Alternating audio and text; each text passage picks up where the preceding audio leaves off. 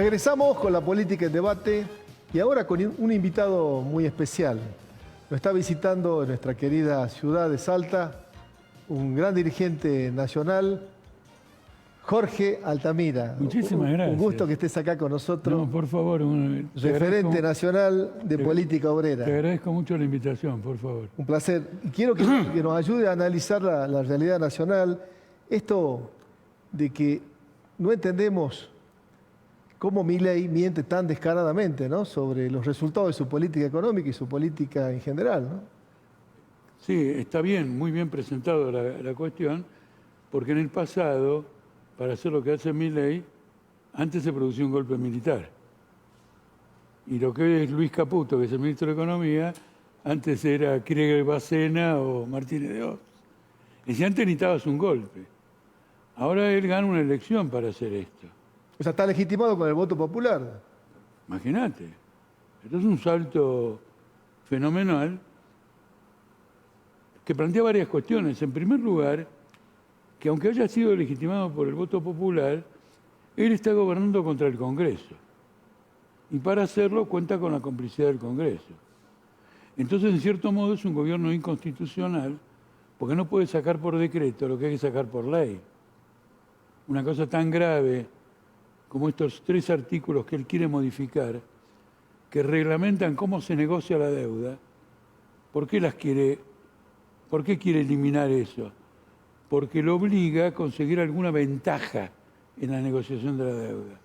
Que haya una quita, la innovación de la deuda, con mejores tasas de interés o quita de capital. Dos cosas, la mejor tasa de interés y una quita, la mejor tasa de interés y el plazo y una quita.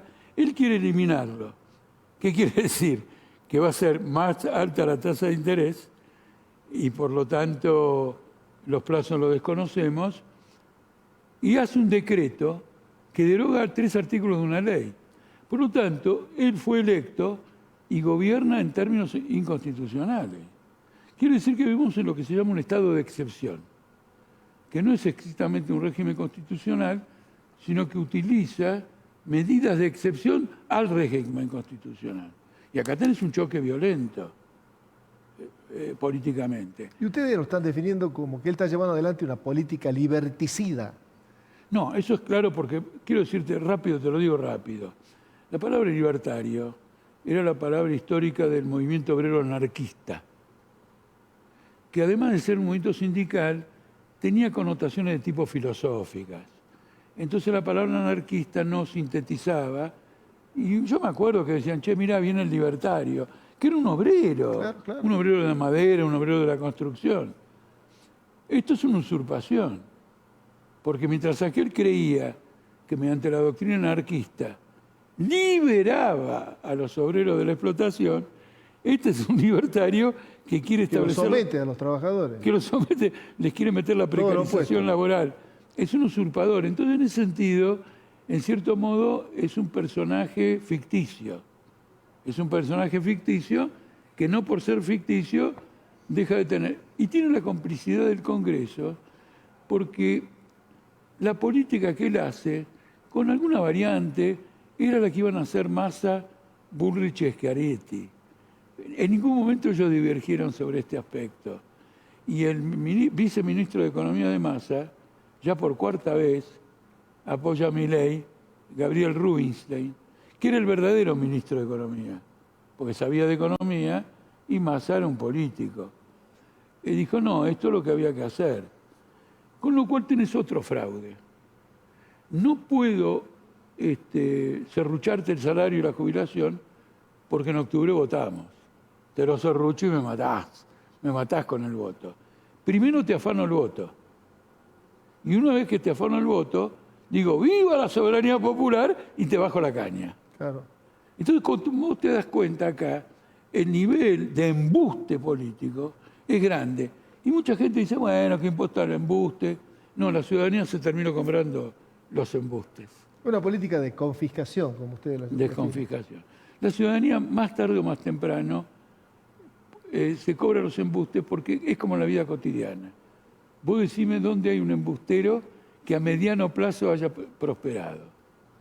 En algún momento le encontraron las huellas digitales y lo matan. Ahora, lo que pasa es que él tiene otra dimensión que yo he destacado en distintas intervenciones, entrevistas hoy, y que fue objeto de una charla.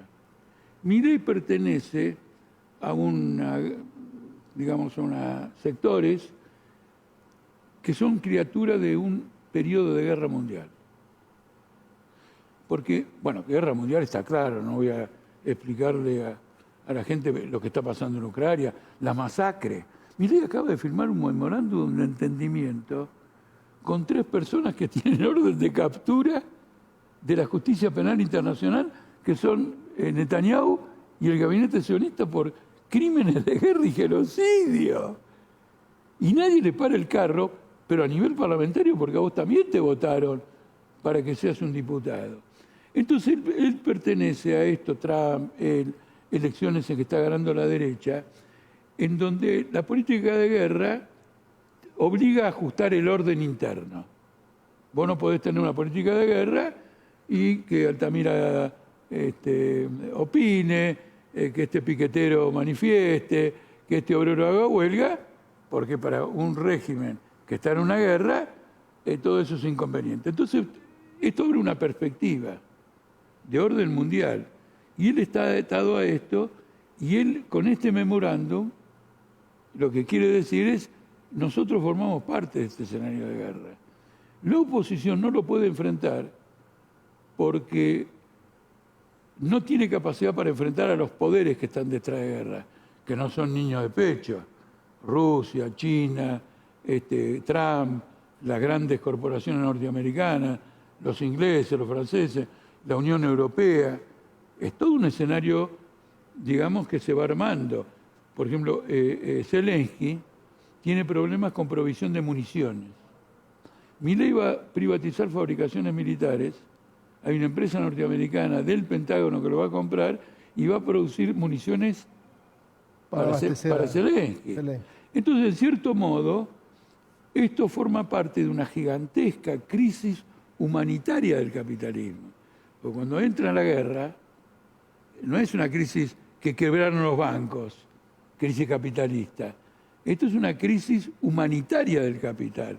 Es una manifestación de agonía del capitalismo que no tiene precedentes, con un añadido. Acá están en juego armas atómicas. No es lo de la Segunda Guerra Mundial, que para nosotros fue un asesinato. Bueno, Rusia acaba de modificar el protocolo. Aquellos pensábamos que el Holocausto era lo máximo de criminalidad que podía haber, y ahora con las armas atómicas el escenario de masacres crece. Entonces hay que interpretarlo de esa manera, como un desafío al conjunto de la humanidad, lo cual nos lleva al siguiente problema, que quiero plantearlo porque es absolutamente esencial. Con esto de la masacre de Gaza y con la guerra de Ucrania, lo que están logrando los grandes poderes es que naturalicemos la guerra y el asesinato. Entonces te sentás en la televisión y dices, che vieja, ¿qué querés ver? Bueno, poné el noticiero tal. Y te muestran Gaza, y de golpe viene tu hijo, si es chiquito, y dice, papá, ayúdame con los deberes. Bueno, nene, voy con...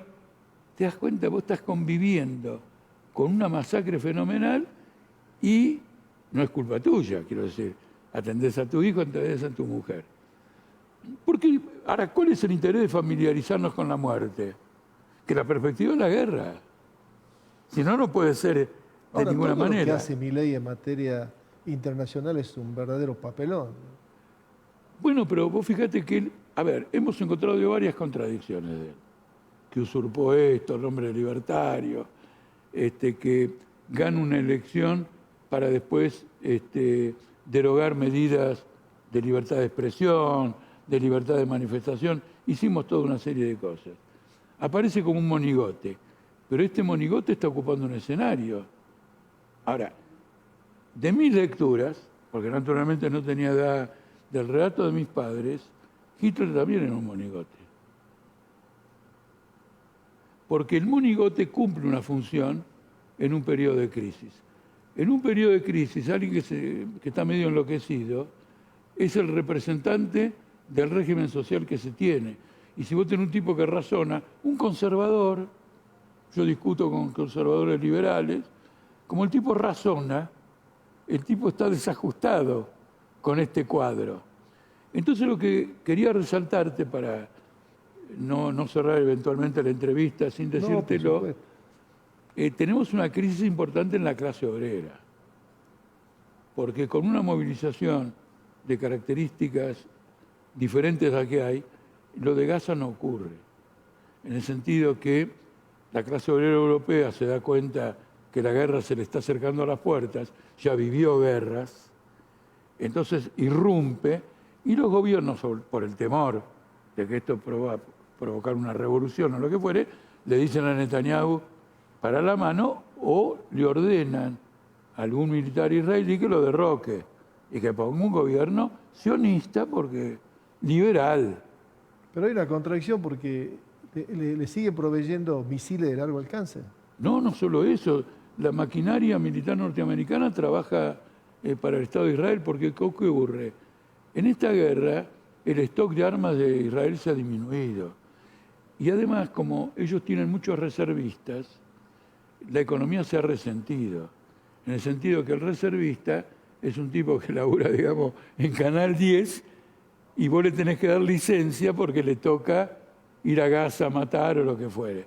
La economía se resiente. Estados Unidos sostiene eso. Y vos decís, bueno, ¿y por qué lo sostiene? Porque lo contrario, la derrota de Israel significa el hundimiento de la dominación imperialista en el Medio Oriente. Y porque además quisiera a lo mejor sacarlo a Netanyahu, mirá qué concesión te hago, pero para eso tendría que hacer algo en Israel traumático, un golpe, etcétera, que podría desestructurar a un Estado que es una piedra basal, digamos, de ese orden. En ese sentido también es una cosa muy interesante. El sionismo reclama la representación de los judíos, pero por lo menos el 40% del judaísmo en el mundo denuncia la masacre. Entonces vos acá tenés otra crisis importante, ¿no es cierto? Sí, tal cual. La crisis del sionismo como ideología del judaísmo. No, el judaísmo es una cosa y el sionismo es la ideología política de determinados sectores. De un factor, digamos, de un sector del poder de la política israelí. Lógico, porque también hay judíos socialistas, judíos... Pero ahora con esto se ha abierto una brecha muy, muy sustancial.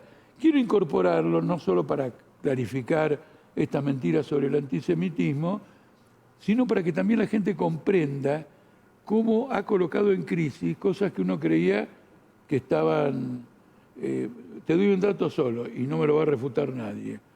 En este año 2024, 600.000 judíos se fueron de Israel. Es decir, que en las condiciones bélicas que el sionismo está llevando a este Estado, el judío dice, yo no quiero vivir. Tal cual. Me voy a Estados Unidos, a Australia, a la Argentina. Bueno, Argentina no porque lo tiene Milei y porque hay una situación gravísima. Tenemos todo lo de la inflación es un invento. Bueno, quizá no tengamos tiempo para debatirlo, pero te lo tiro así. Pero va a otros países. Y esto es también muy significativo. Entonces viene el tema de la crisis de la clase obrera porque señala el rol que queremos cumplir. Disipar la confusión en la clase obrera, reunir sus filas, enfrentar a la burocracia que compacta con el Estado y que compacta con los patronales y por lo tanto producir una revolución al interior de la clase obrera. Eso que nosotros nos proponemos en Argentina y que lo declaro públicamente en un canal de televisión reconocido, es algo que va a ocurrir en toda Europa y Estados Unidos. Bueno, pero en Argentina también hay una desmovilización total de los trabajadores y una quietud que es alarmante de parte de las centrales sindicales, ¿no? No, ellos colaboran.